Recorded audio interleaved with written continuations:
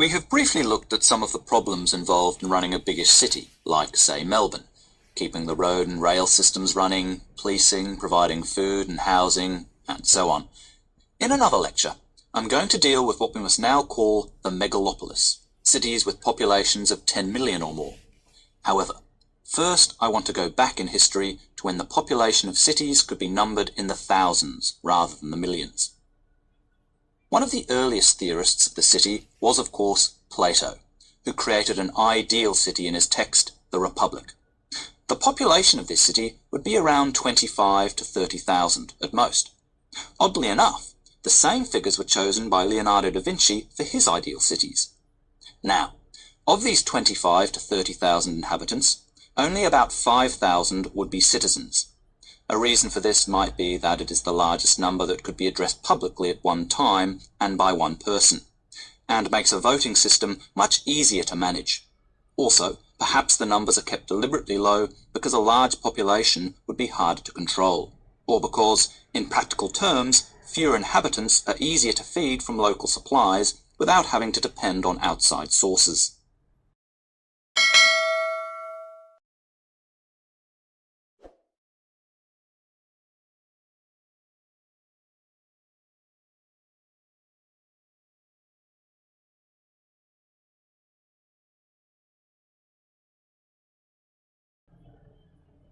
The crushed stones that line railroad tracks are collectively called track ballast.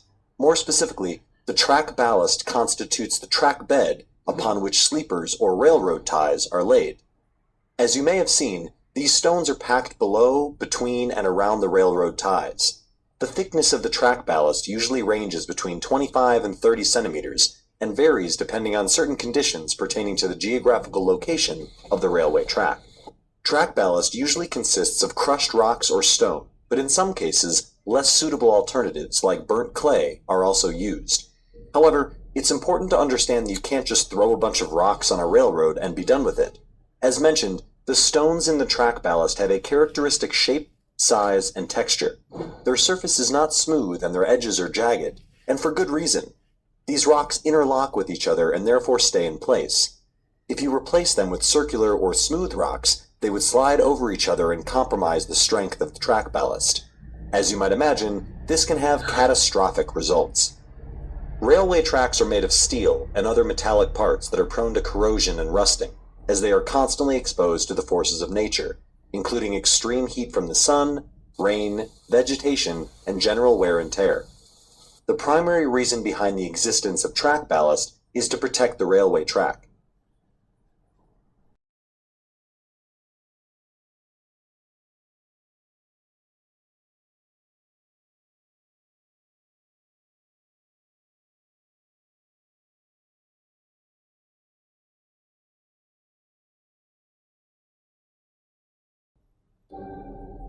Stocks enter a bear market when they lose at least 20% of their value from a recent high.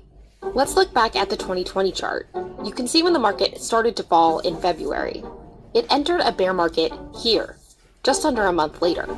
The term is a shorthand way for Wall Street to mark when stocks have taken a tumble, a sign that investors are anxious about the future and moving away from risky assets. There's a number of things that can make investors more risk averse. One, they can grow concerned about how stocks are valued and say, is this stock really worth what I think it's worth or worth the premium that I'm putting on it? Have valuations run up too far, too fast? This was a factor in a bear market in 2001, when a bursting market bubble drove down stock values.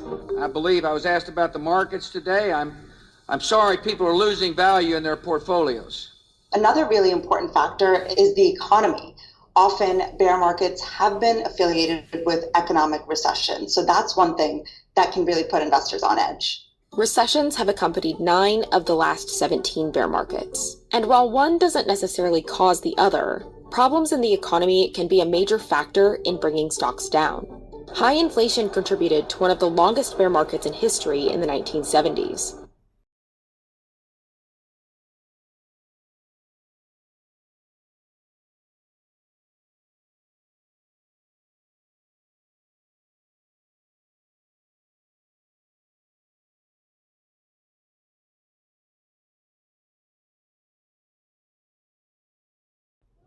I used to think that the appendix is useless, but now I'm hearing that the appendix actually does serve a purpose. So, which is it? Great question. It's true that for a long time scientists thought that the appendix didn't really serve a purpose. But a few years ago, studies showed that the appendix, in fact, plays an important role. It's a sort of hangout for useful bacteria needed to help us digest food. After a bad case of diarrhea, when most of the bacteria in our guts is washed out, the appendix sends a fresh batch in to take over. Right, and not only that, but a more recent study has found that the appendix has a long and storied history. It's been around in animals including kangaroos, rodents, and apes for at least 80 million years. In other words, it's fairly common in nature. Now, it's true that in developed countries with modern sanitation, the human appendix has less to do than it once did. In those places where diarrhea isn't a major problem, the appendix isn't called upon all the time to do its thing. That's why when people in the United States and other developed countries have their appendix removed, they don't seem to miss it. But in places where drinking water and sanitation aren't as safe, the appendix plays a larger role in keeping people healthy.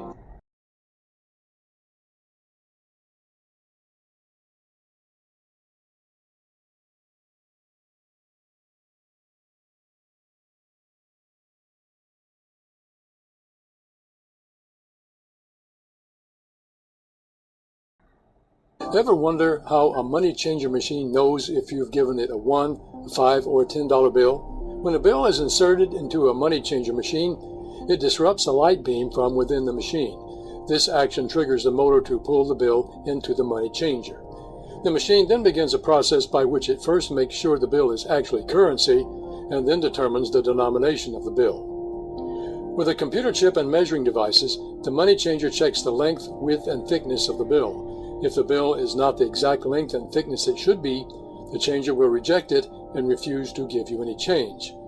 The sensors that evaluate the bill are so sensitive that even an old wrinkled bill usually will not pass this authenticity test because it will not measure precisely the same as a crisp new bill. After the machine measures the bill's width, length, and thickness, it optically scans the bill to determine if it's a $1, a $5, or a $10 bill. The machine makes this decision by reading how much ink is in different places on the bill. The U.S. Treasury Department uses specially manufactured ink that has unique magnetic properties. The machine's optical scanner measures this magnetic ink. And because a $1 bill has a different ink pattern than a $5 or $10 bill, the computer inside the machine is able to differentiate between these denominations with a quick scan.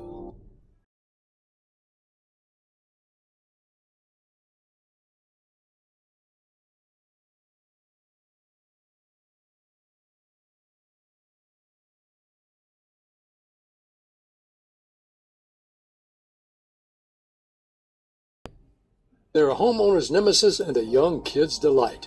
Whether they're yellow flowers dotting an otherwise perfect lawn or white puffs ready to be blown away by a sudden gust, dandelions are either hated or loved by just about everybody. What looks like a single yellow flower growing in your lawn is actually many flowers grouped together. Each section of the flower that looks like a petal is actually an individual flower in its own right.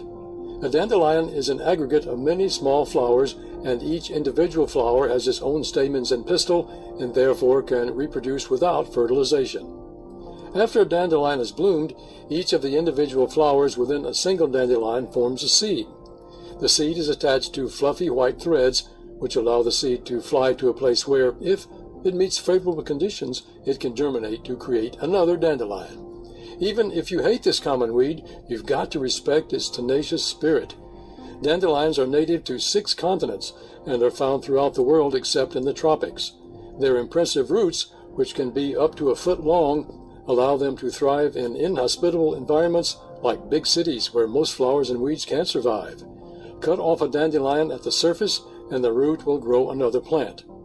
But dandelions aren't just annoying weeds. They've been used throughout history in a variety of ways.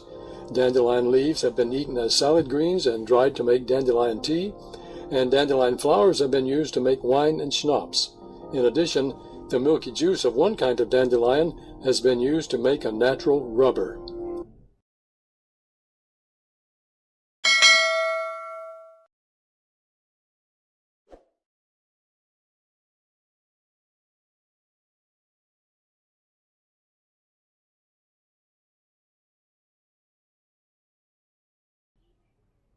Everyone knows you should put spinach and berries in the refrigerator, but exactly how do cooler temperatures keep most fruits and vegetables from spoiling rapidly? Spoilage is inevitable, but refrigeration slows it down in 2 ways. First, cold temperatures interfere with the growth of microorganisms that harm food, such as bacteria, mold, and yeast. In order to grow, any microorganism that could damage fruits or vegetables needs food, a favorable moisture content, and a favorable temperature. Obviously, it is impossible to eliminate a food source for these microorganisms, so other factors that facilitate their growth must be eliminated. We refrigerate food to keep bacteria, yeasts, and molds from the favorable temperature they need to grow. The moisture control available in many refrigerators also helps slow the deterioration of foods, so that 2 of the 3 favorable situations for microorganism growth are eliminated. Though the microorganism growth is slowed down at low temperatures, it still can occur at the 38 degrees of an ordinary refrigerator, hence the mold that grows on forgotten leftovers in the back of the fridge. The second benefit of refrigeration is that it slows down the food's own natural processes that lead to ripening and eventual decay. For fruits and vegetables, the very chemical processes that cause plants to grow and ripen also cause them to rot. In effect, refrigeration helps save the plant tissue from itself. Keeping these foods at low temperatures dramatically slows this aging process.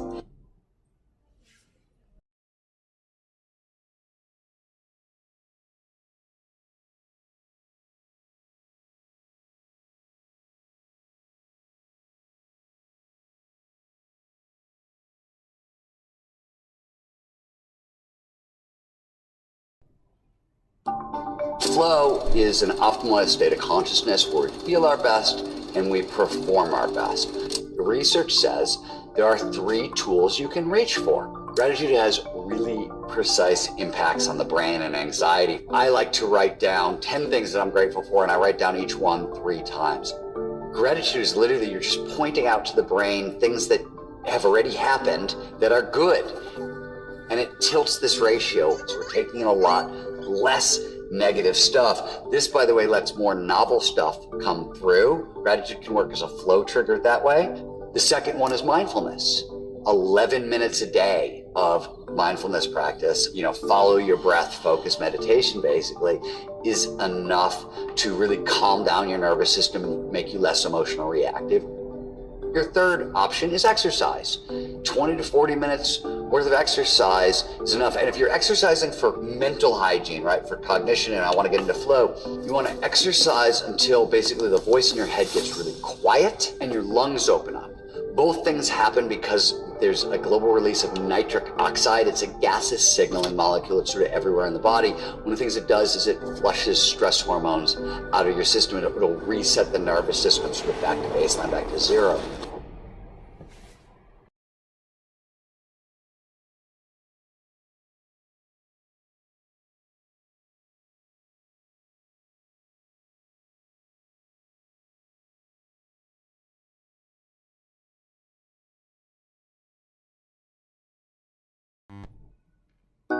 Great leaders are often seen as classic, confident extroverts who can speak without thinking, react rapidly, and change tack pretty frequently. It's what best-selling author Susan Cain calls the extrovert ideal. But is this really what we need right now? I'd argue that the crises of our time need a more considered approach, a quieter one. Let's look at the status quo. Extroverts are overrepresented in senior leadership positions. One study found an incredible 98% of top executives scoring very high or above average on the extrovert scale. But people aren't on the whole satisfied with their leaders. Could there be a connection between the two? There are lots of examples through history of successful leaders who have taken that quieter approach. For example, Rosa Parks, Mahatma Gandhi, or Bill Gates. Research shows that introverts often bring a great deal to the table. They're more likely to listen and process the ideas of their team and consider those ideas deeply before acting on them. They may be humble and more likely to credit their team for ideas and performance. And because their motivation generally comes from within, they're less likely to compromise themselves, chasing rewards like money or power.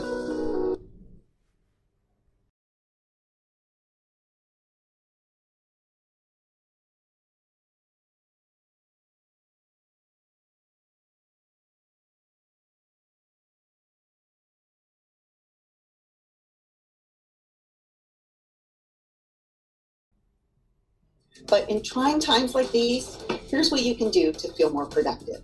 So redefine what productivity looks like. And, despite your best efforts, it might be really tough to feel productive these days. Living and working in this coronavirus environment means finding new ways of defining and redefining productivity and measuring your success. That might mean that you get through a Zoom call without your dog interrupting you, or that you successfully reconnect with your team members just to check in and see how they're doing. Take a break to gain perspective. Research tells us that we do need to step away and can't be constantly working. When we can press the reset button by pulling away and pausing, that allows us to access the one thing that we can control, which is our perspective. Remember to cut yourself and your brain some slack. So during periods of ongoing stress, our brain is actually wired to kind of shut down that logical thought process and move into reactive mode, which is never a great idea.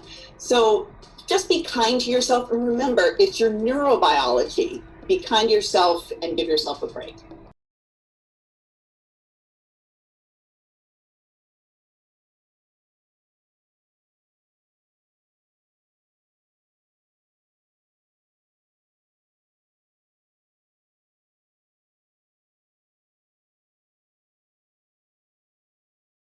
Colombia on Tuesday adopted a tax reform plan that was at the root of violent anti-government protests that left more than 60 people dead this year, but was eventually reconfigured to be kinder to the middle class and the poor. President Iván Duque signed the so-called social investment law, which has as its stated objective to combat poverty in a country hit hard by the coronavirus epidemic. He says the law will, quote, benefit nearly 29 million Colombians in a vulnerable situation, out of a total population of some 50 million. A first version of the law presented by Duque early this year to combat the economic consequences of the global health crisis would have significantly increased taxes on an already battered middle class.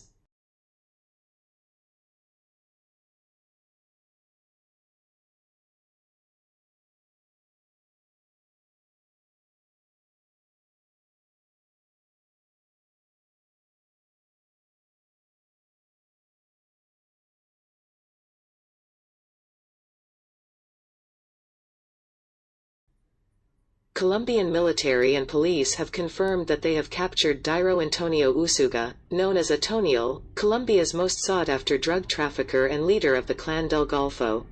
He was captured on Saturday during an operation carried out by the country's armed forces. Colombia had offered a reward of about $0.000 for information concerning his whereabouts. Italy's right-wing former Interior Minister, Matteo Salvini, went on trial Saturday on charges of kidnapping for refusing in 2019 to allow a Spanish migrant rescue ship to dock in Sicily, keeping the people on board at sea for days.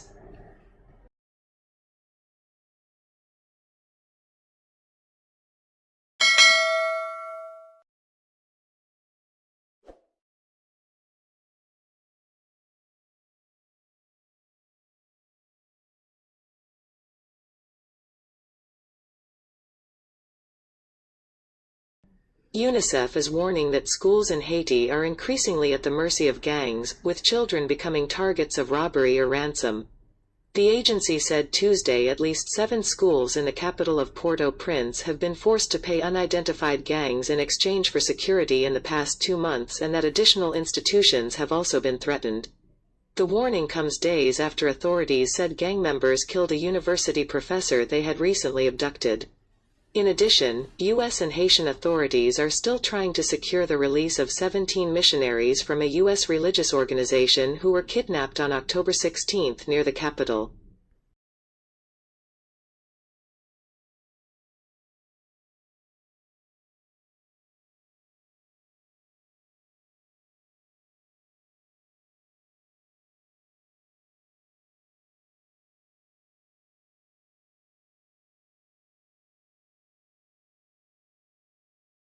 A massive tow truck worked Saturday to remove the remains of a burned-out oil tanker that exploded in a giant fireball overnight near the capital of Sierra Leone. Reuters' David Doyle has more. Deputy Health Minister Amara Jambai said the death toll currently stands at 99, with more than 100 people being treated in hospitals and clinics across the capital, Freetown. In a video from the scene shared online, the head of the National Disaster Management Agency, Brima Burra Sisse, said, "We've got so many casualties, burnt corpses," adding, "It's a terrible, terrible accident." Freetown's mayor said the extent of the damage from Friday's explosion was not yet known, adding that police and her deputy were at the scene to assist disaster management officials.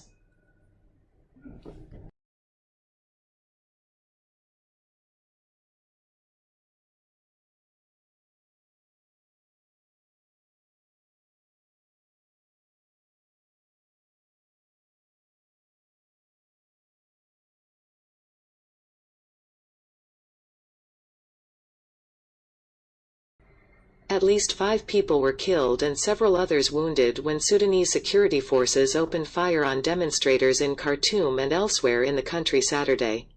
The Sudan Doctors Committee said 4 people died from gunshots and 1 suffocated from tear gas in Khartoum and Omdurman on Saturday.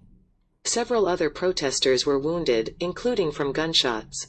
The rallies came 2 days after military coup leader General Abdel Fattah al-Burhan reappointed himself the head of the Sovereign Council, Sudan's interim governing body. Thursday's move angered the pro-democracy alliance and frustrated the United States and other countries that have urged the military to reverse its coup and to restore civilian rule.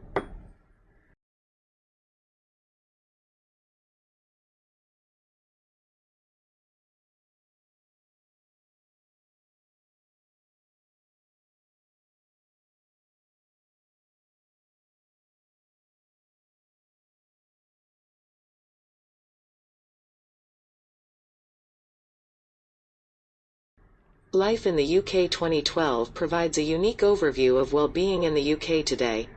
The report is the first snapshot of life in the UK to be delivered by the Measuring National Wellbeing Programme and will be updated and published annually. Well-being is discussed in terms of the economy, people and the environment. Information such as the unemployment rate or number of crimes against the person are presented alongside data on people's thoughts and feelings, for example, satisfaction with our jobs or leisure time and fear of crime. Together, a richer picture on how society is doing is provided.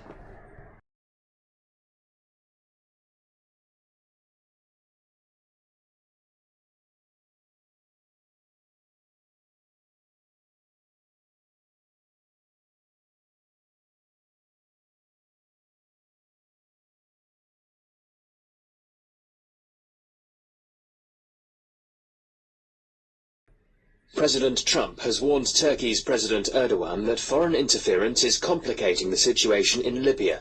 It comes after Turkish MPs approved a bill allowing the military to be deployed to intervene in Libya's civil war in support of the UN-backed government in Tripoli.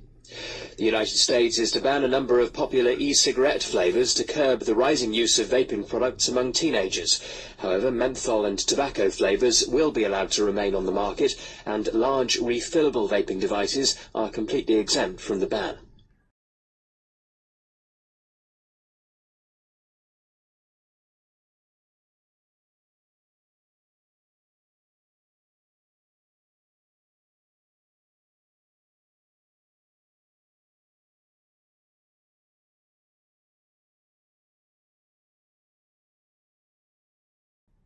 First it was pets, then fish. Now it's poultry and pigs.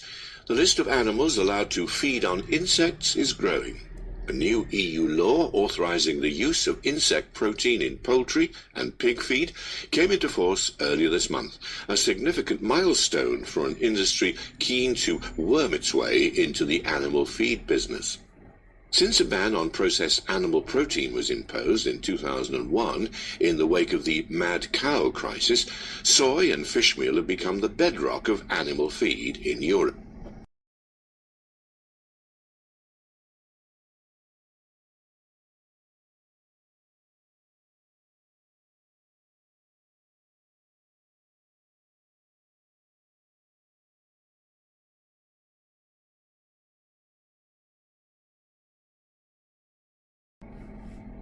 It was another roller coaster week for energy prices. After OPEC and its allies resisted calls to increase output, the price of Brent crude surpassed $80 per barrel and reached its highest level in 3 years. The cartel said it would stick to the gradual increases in output it agreed to over the summer. The energy shortage rattled other financial markets too, as investors worried about the fallout. In America and Europe, government bond yields climbed. In Britain, the yield on 10-year gilts jumped to its highest since May 2019.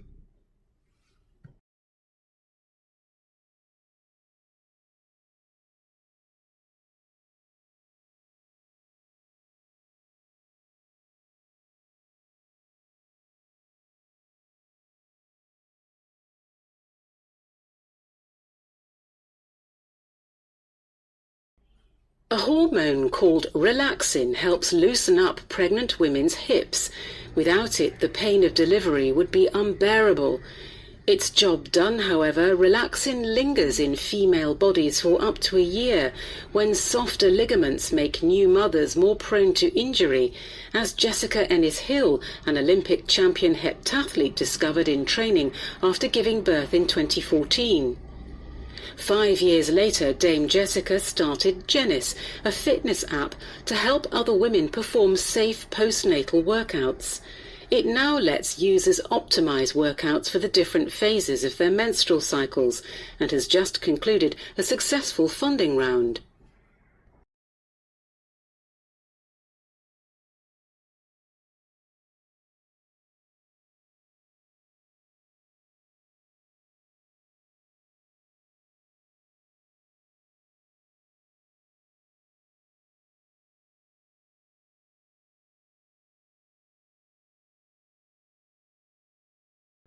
For some people, this proposition may seem far-fetched, but ending poverty is both morally necessary and actually feasible.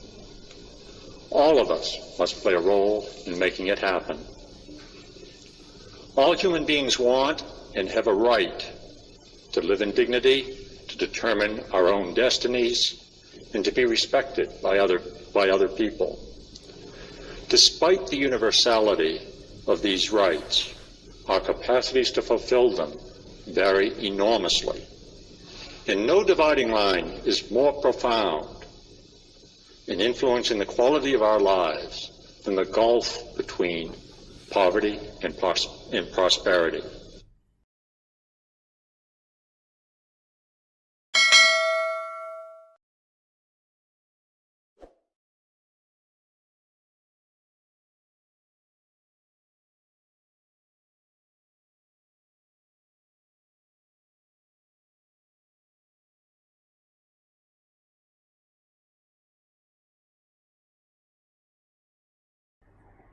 Well, there's a positive obligation on the bank to ensure that the people who are signing a loan guarantee know what they're doing.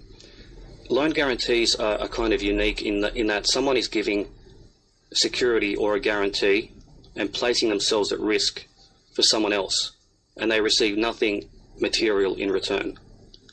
So you've got to ask yourself, why is this person doing this? Do they know what they're doing?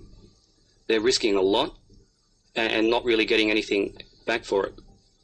So the imperative is that the bank must ensure that these people know what they're doing and that they fully understand the implications of what they're doing, and they know that their properties may be sold if another person doesn't meet their obligations.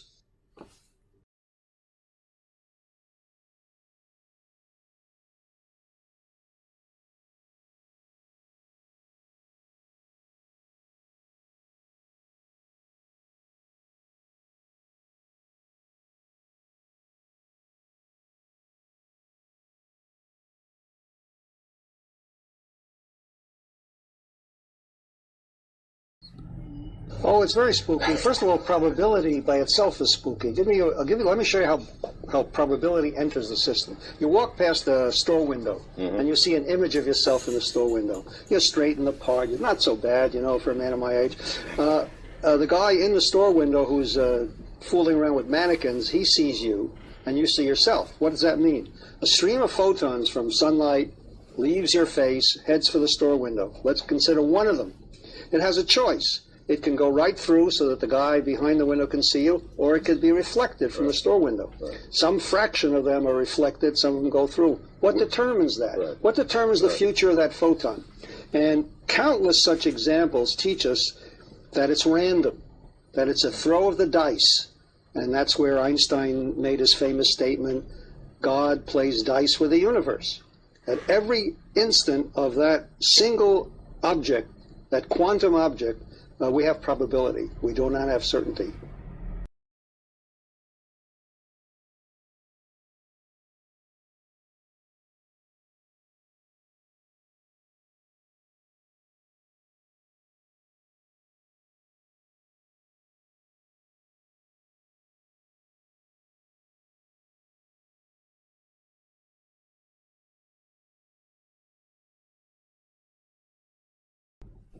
No, that's an important aspect. As you alluded to earlier, we've previously done work which has proven that in some situations, even people whose blood pressure is not high can benefit from blood pressure lowering therapy. So in this study, the main reason that we included patients was because of diabetes. We didn't care what their blood pressure was, whether it was high or low. And our objective was to see whether or not lowering average or below average blood pressure in diabetics was beneficial. And the results suggested that irrespective of whether your blood pressure was high or low, if you had diabetes, you benefited.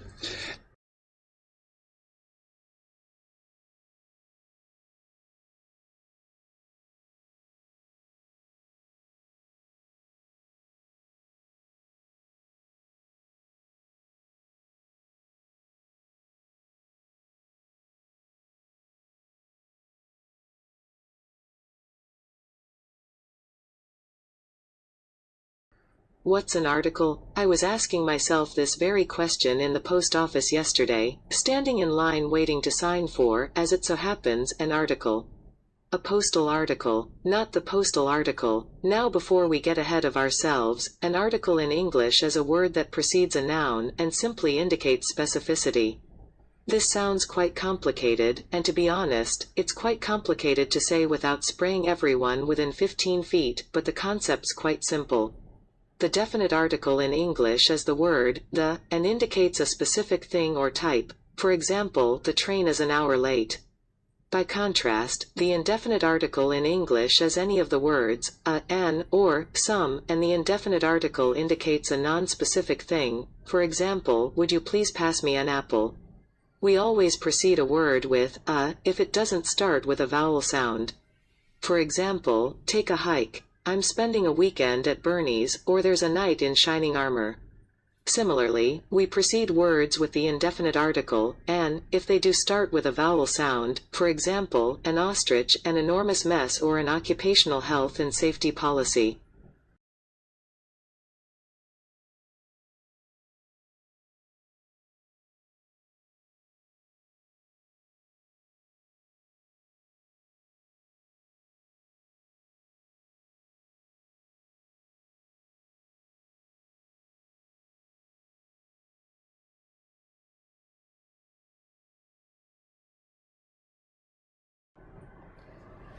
Although the original American Indian cultures were highly diverse, they were similar in many of their traditions. Religious beliefs and rituals permeated every aspect of Indian life. Southwest tribes such as the Hopi and the Apaches had a rich and elaborate year-round sequence of ceremonials including songs, dances, and poetry. The Hopi performed dances to bring rain. The Apaches engaged in special dances and ceremonies to gain the support of the spirits before undertaking raids or going into war. The Plains tribes often sought contact with the spirits by going on a vision quest.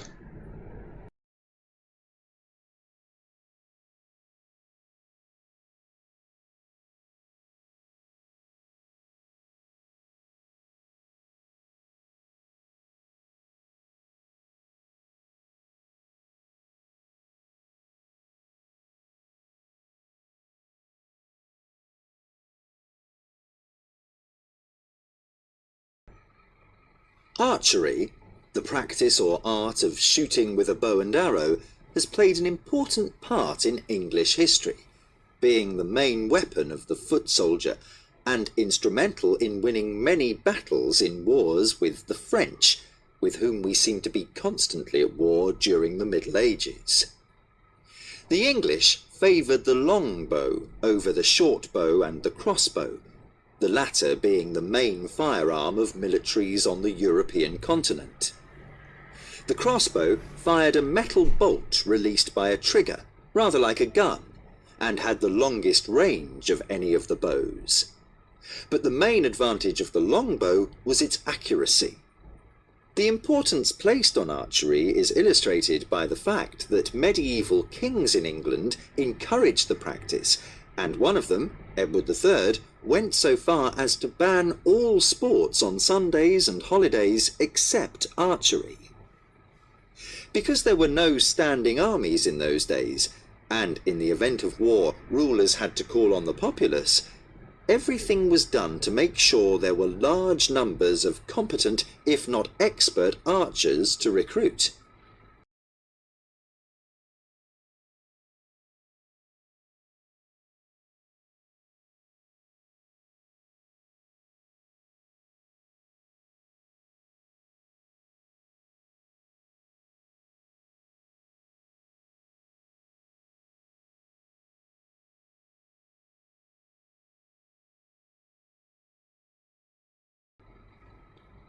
When societies were still mostly rural and agricultural, waste disposal was hardly an issue, partly because people tended to make use of everything, and partly because there was plenty of space to bury rubbish.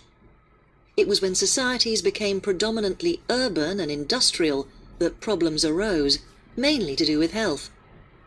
City authorities had a hard time trying to find efficient ways of getting rid of all the rubbish. One of these was to get people to sort out their rubbish into different types, just as these days we are encouraged to separate our rubbish into different categories for easier removal and recycling. So, for example, kitchen rubbish was set aside and used for feeding animals. However, fears of disease put an end to that. In fact, it wasn't until the 20th century that all waste was simply thrown together and ploughed into landfills.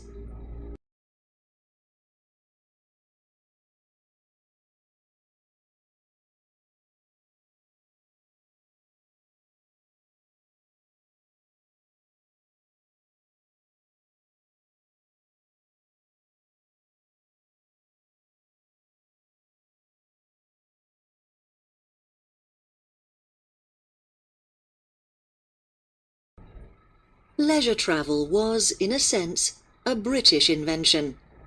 This was mainly due to economic and social factors.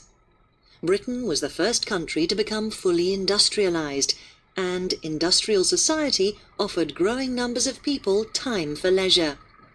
This, coupled with improvements in transport, especially the railways, meant that large numbers of people could get to holiday resorts in a very short time.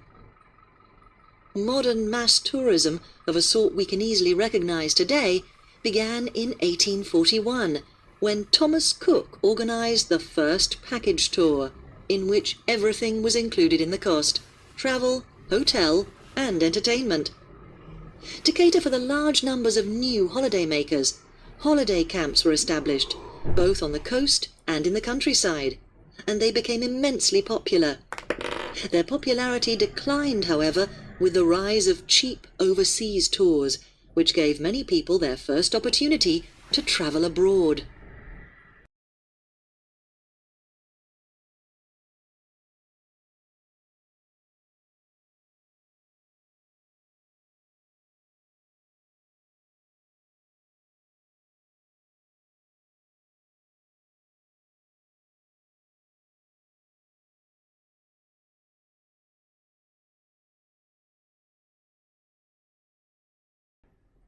No news is good news may be true for most of us most of the time.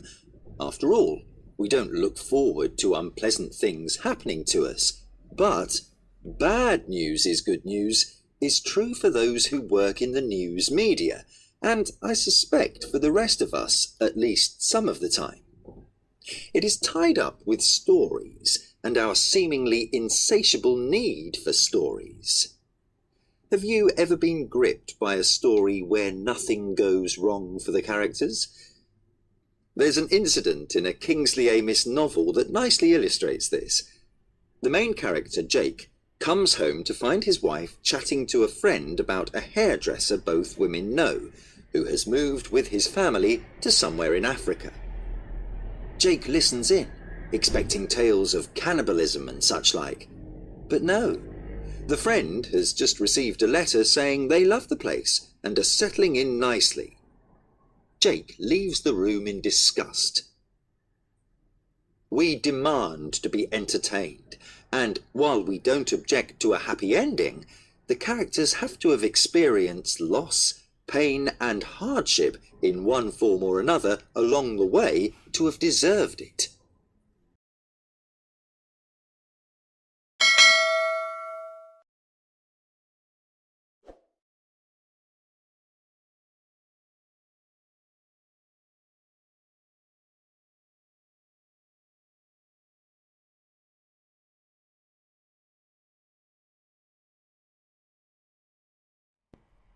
A lot of agricultural workers came to the East End to look for alternative work.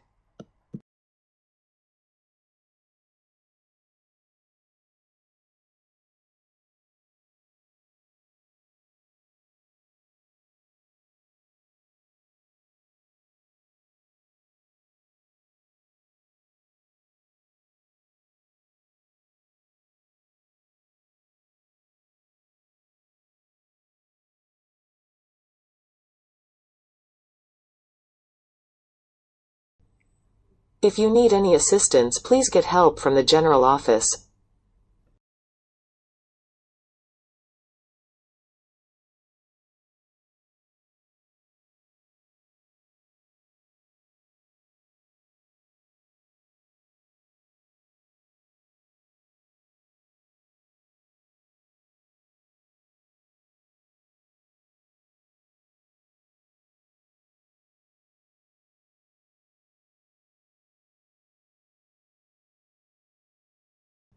Professor Tim Lee invented World Wide Web.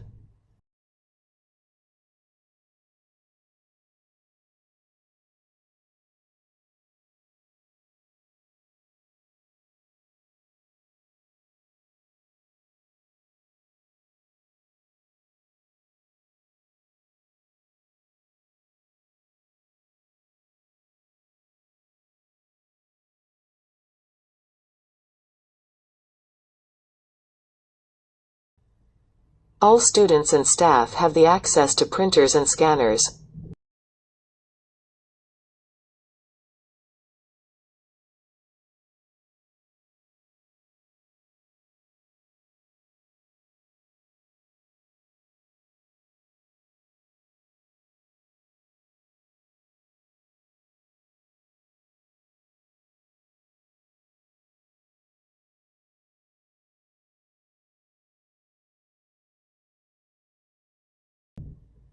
The sports team members often practice on weekdays and play games on weekends.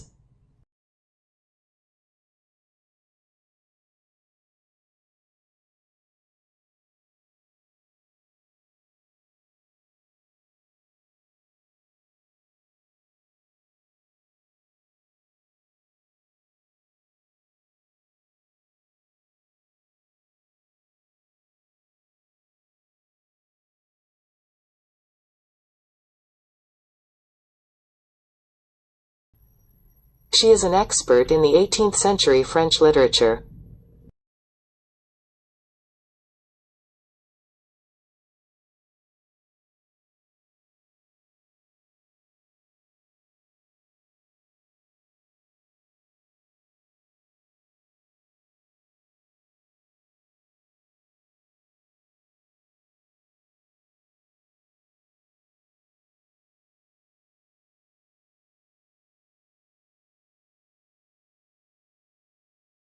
Newspapers across the country have been reporting stories of the president.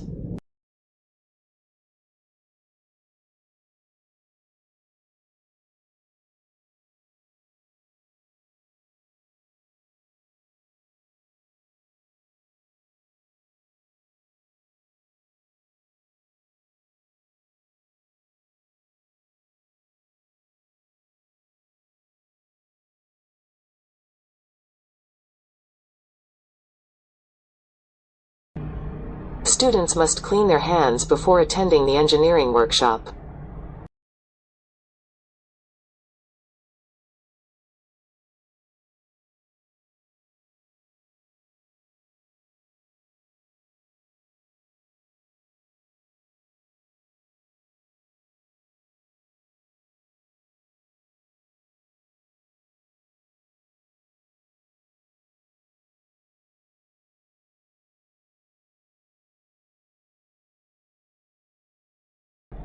Many people think they are more talented than others.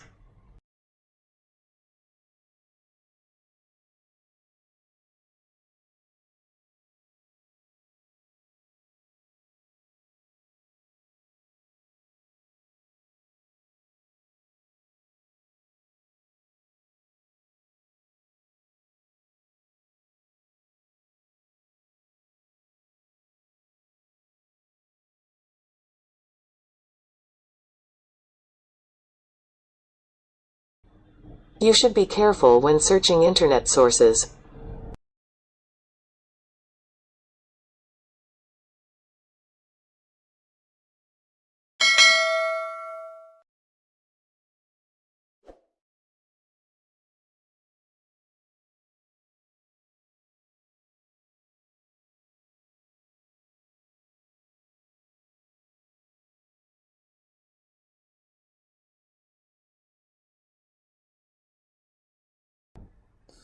Experts have made some assumptions based on students' study habits.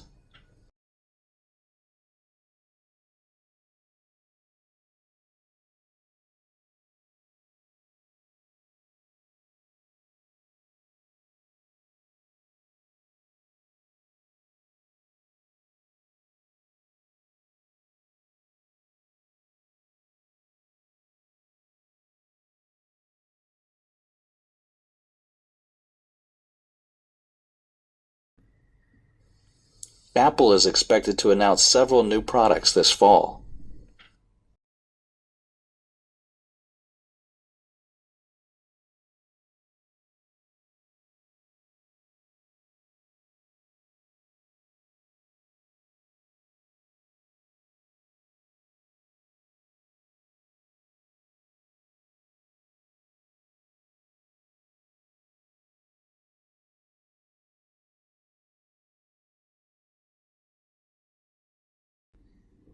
During that time, people had large families as an insurance against some children loss.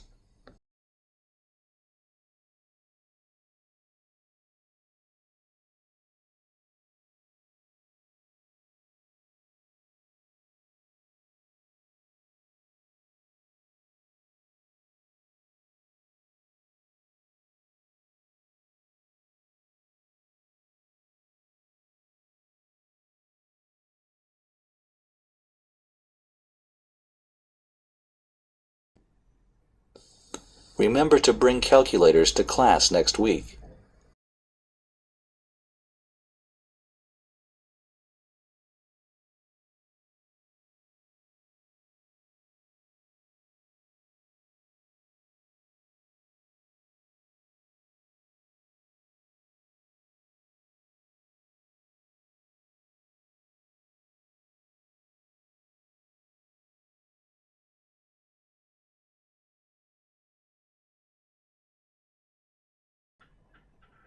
The postgraduate education depends entirely on private funding.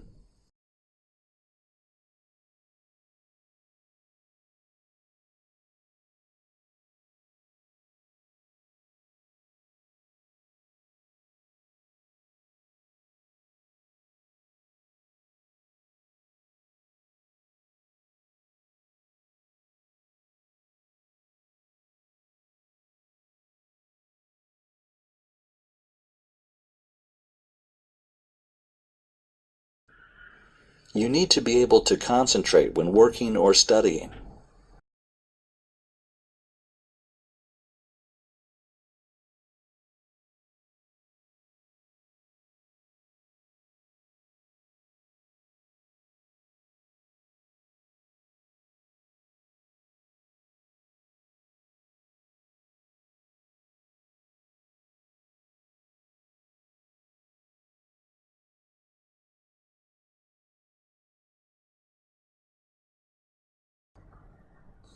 His lectures tend to range over a number of topics.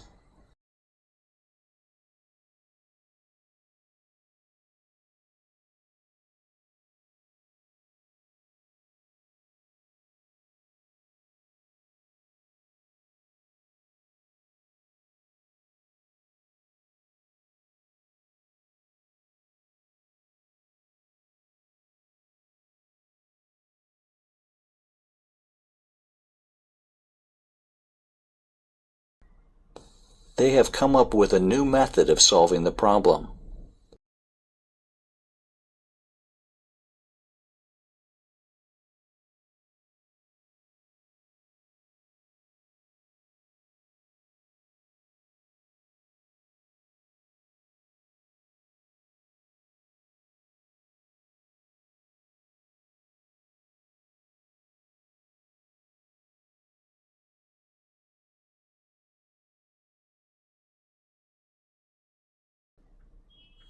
He and his wife run their own gift shop in the town.